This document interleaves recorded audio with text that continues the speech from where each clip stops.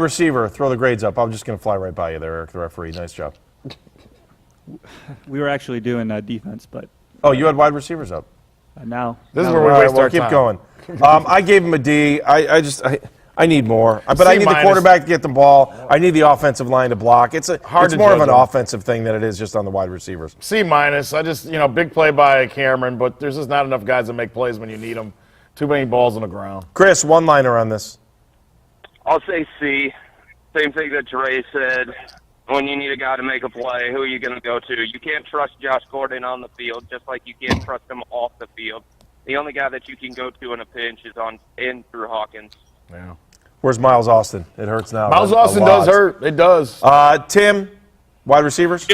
Yeah, I gave him a D-, guys. I didn't see the wide receivers getting any separation from the defensive backs, and at first I thought it was Johnny Manziel just not understanding where he was supposed to go with the football, but when Brian came into the game and those times where he did have a lot of time to throw the football, he couldn't find anyone to get it to. I just didn't see him separating, didn't see him making any plays. It would have been an F for me if not for the long touchdown pass to Cameron. Yeah, that's true too. Kenny, you gave him an F-. That's unique and unusual for you.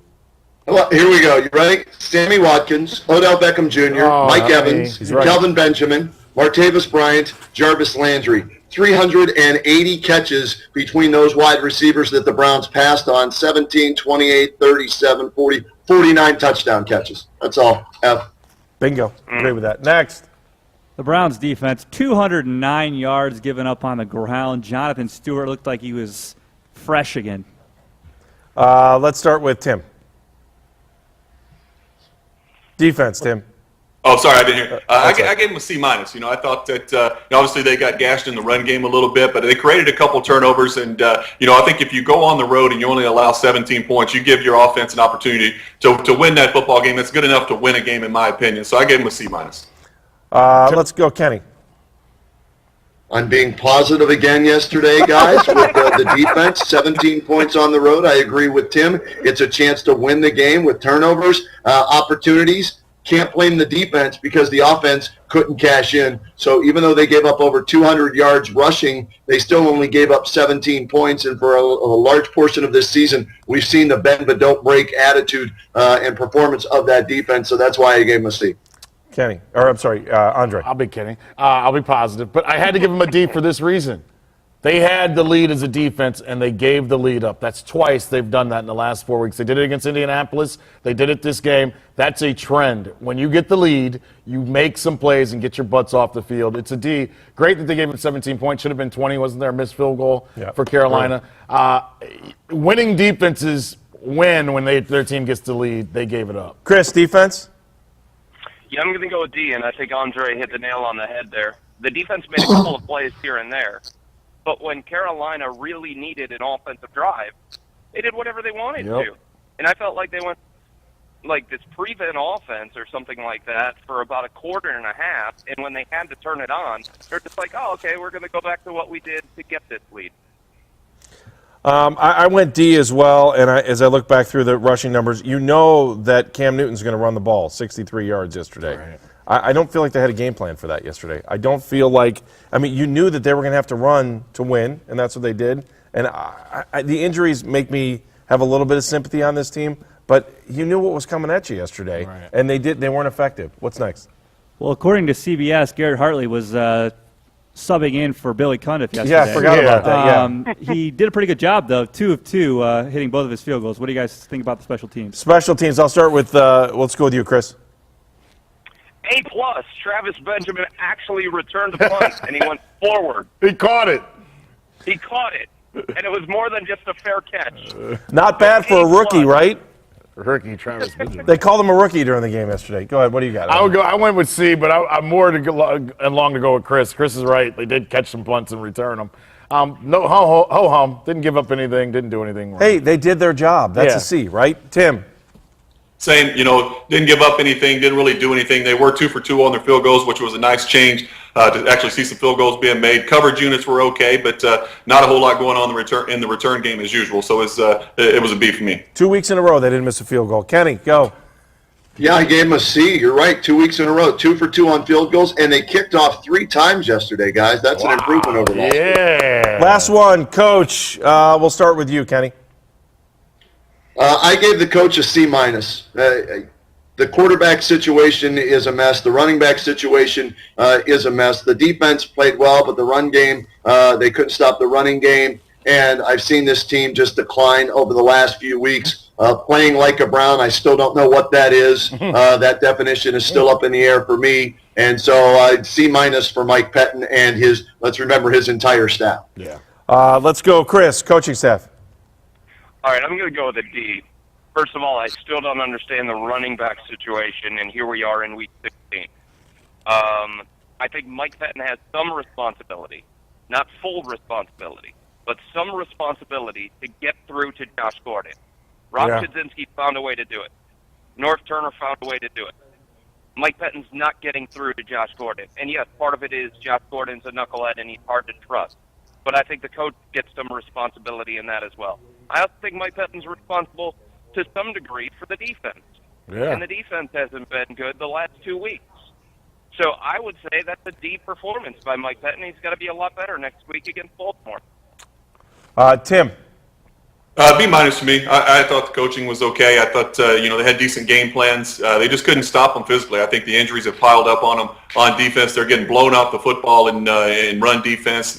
Tackling was poor at times. But offensively, I think they're struggling, with a game plan, trying to come up with something that Johnny can understand and execute. And it's so diminished, and they've shrunk down the playbook so much that it's very hard to go out and be explosive on that side of the ball when you're trying to fit the scheme to Johnny's skill set right now. Andre. I think I went with a C-, but a lot of things Chris said I agree with. We're too late in the season with too many question marks about who does what and where. And guys, Johnny Manziel's in charge of Johnny Manziel, but when your fundamentals are that bad, I blame the coaching staff as well, that we're in December, and there should be a better basis for this kid to play off of. He looks worse than he did in preseason. I went with a C on Mike. I think that he's been trying to tell us things all season long. I think maybe we haven't been listening all year. Ray Farmer did the same thing when Josh Gordon came back, and I think the reality of all sport is head coaches don't make all the decisions. And I think some of the decisions are coming from the front office. I think we all know that. But I think that we all want to sit here and live in fantasy sports land, especially as fans, and think that the head coach makes all the decisions. He doesn't. He doesn't. And when the owner who owns all the equipment in the room and signs your paycheck every week says, maybe let's do something. I'll disagree with you, Andy. Some head coaches make all the decisions. This one doesn't here in Cleveland. There you go. There you go. I still think even the best coaches every once in a while have to listen to the owner. And that's when we see guys that are leaving, right? That's when guys want to leave. When they think they're right, and they may be right 100% of the time. But when it comes down to it, to be a billionaire, you better have a pretty big ego. When Robert Kraft walks in the room, Bill Belichick listens and mumbles something, and he walks back out. That's right. Otherwise, though, it's pretty much that's how it goes. I just think it's all of a different kind of level. And if you're an owner that says, you know what, my company's running great, everything's good, all I need to do is sit back and take paychecks, that's what Randy Lerner wanted to do. Don't you agree, Kenny? Oh, yeah, absolutely. He preferred that without question, but it never happened, and it's proven that Randy Lerner isn't a good owner for American football or across the pond football. Well, I think what you want is somewhere in between. You want Randy Lerner's thought process and money, but you want somebody that's involved but knows when to get the heck out of the way. Absolutely. All right, quickly, I just want to give you guys a chance to plug some things. Chris Fedor, what do you have coming up next in your life? Well, Cleveland.com, guys. Obviously, big-time Cavs game coming up, Christmas Day against Miami. They just beat Memphis yesterday. Obviously, they've got a game Tuesday against Minnesota, so Kevin Love playing against his old team. All Cavs fans that still want Andrew Wiggins can get a look at Andrew Wiggins and Anthony Bennett on Tuesday night.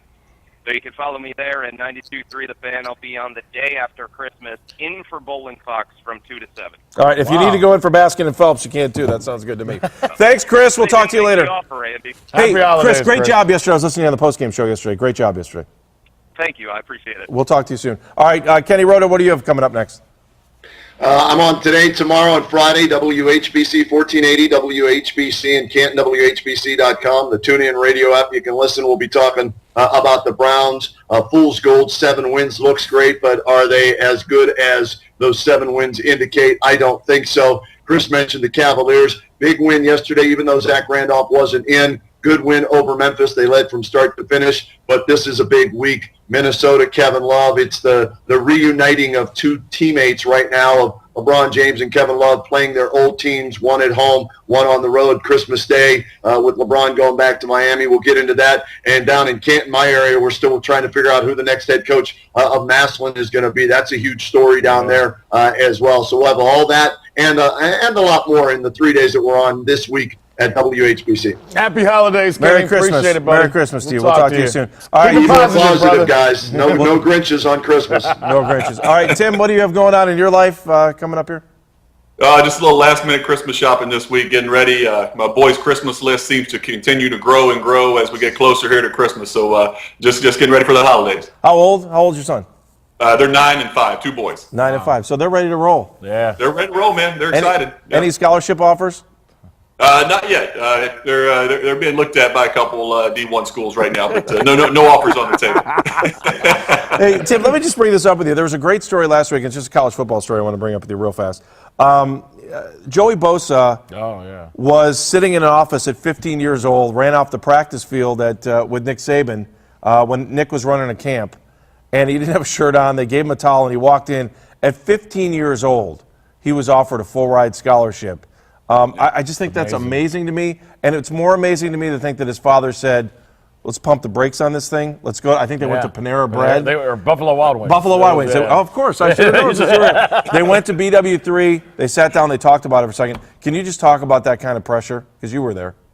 Yeah, it's unbelievable, and it's even more intense now, with so much more exposure these kids have to go into all these different kind of camps, and they're just getting in front of these head coaches, more and more often now nowadays with all the resources, and so it's a lot more pressure on these high school kids, especially a kid like Joey who's just such a physically gifted guy who's just obviously freakish talents, and it doesn't take long to look at the guy and say this guy's going to be special no matter what age he was, and so it's a lot of pressure on those guys. And kudos to his dad for stepping up and saying, hey, let's not get too involved too soon in this, because the pressure, man, it's going to only continue to grow as your career goes on. And, to kind of pump the brakes on that a little bit and just let him be a kid and let him enjoy the process and let him enjoy playing football, I think is an awesome thing to do. Yeah. Tim, thank you very much. Merry Christmas to you. I'll be talking to you in a little bit here, but thank you. We appreciate all your help. Merry Christmas, y'all. Thank you. Thanks, Merry Tim. Christmas. Take care, buddy. Okay, quickly, what do you have going on? That kid is talented. I'll be on the air today and tomorrow. I'll be in, then I'm off the rest of the week.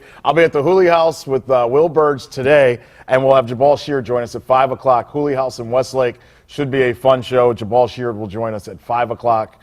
And then I go on to the holiday and try to make 2 little kids happy and a wife happy. No, I know the same story. I got the same thing. I'll be in Florida next week. I'll do the show from Florida with you. Okay, so you're going to Skype in? Yeah, I'll Skype in. Awesome. I got a wedding next Monday in Florida, but I'll be there and I will Skype in. All right. Just to make sure we're on the same page. I'll see you back on News Channel 5.